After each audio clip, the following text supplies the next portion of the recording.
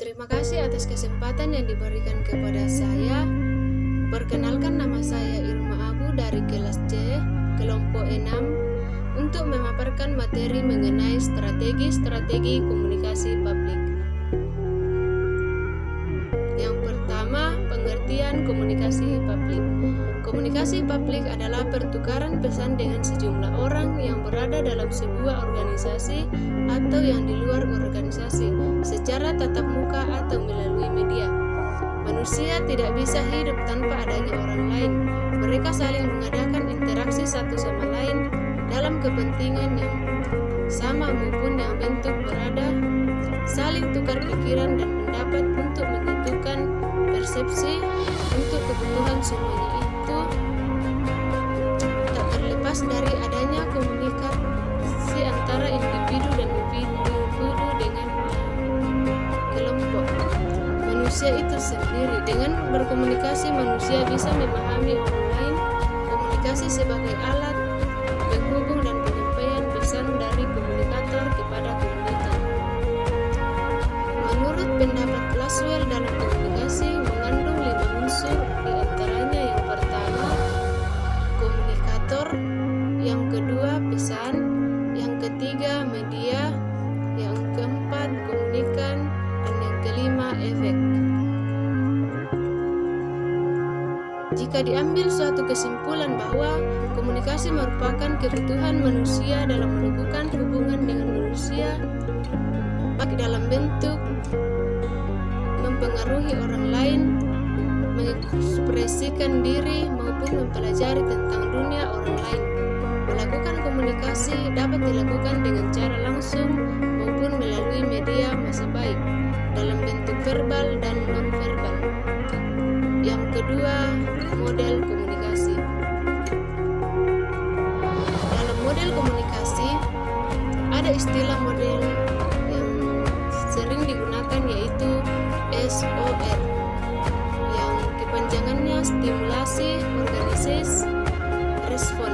Model ini yang sangat berkembang dan sering dipergunakan dalam berkomunikasi guna menunjukkan suatu konsentrasi pada perkembangan watak dan kepribadian yang terjadi pada komunikan.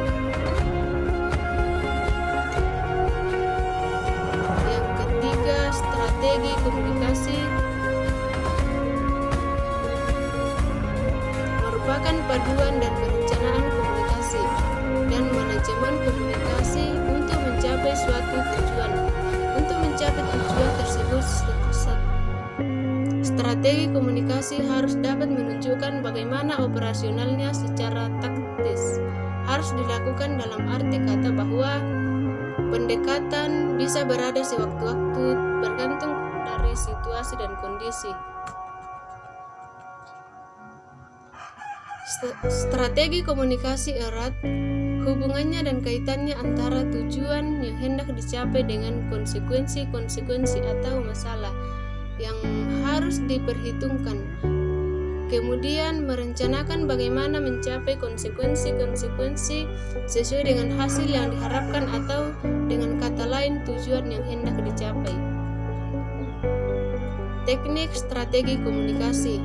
Menurut Arifin, terdapat beberapa teknik yang digunakan dalam strategi komunikasi. Yang pertama, redundansi. Teknik redundansi adalah cara mempengaruhi khalayak dengan jalan mengulang-ulang pesan kepada khalayak. Yang kedua, canalizing. Teknik canalizing adalah memahami dan meneliti pengaruh kelompok terhadap individu atau khalayak. Yang ketiga, informatif. Teknik informatif adalah suatu bentuk isi pesan yang bertujuan mempengaruhi khalayak dengan jalan memberikan penerangan. Yang keempat, persuasif. Teknik persuasif adalah mempengaruhi dengan jalan membujuk. Yang kelima, edukatif. Teknik edukatif merupakan salah satu usaha mempengaruhi khalayak dari suatu pernyataan umum yang dilontarkan dapat diwujudkan dalam bentuk pesan yang akan berisi pendapat-pendapat, fakta-fakta, dan pengalaman-pengalaman. Yang keenam, koersif.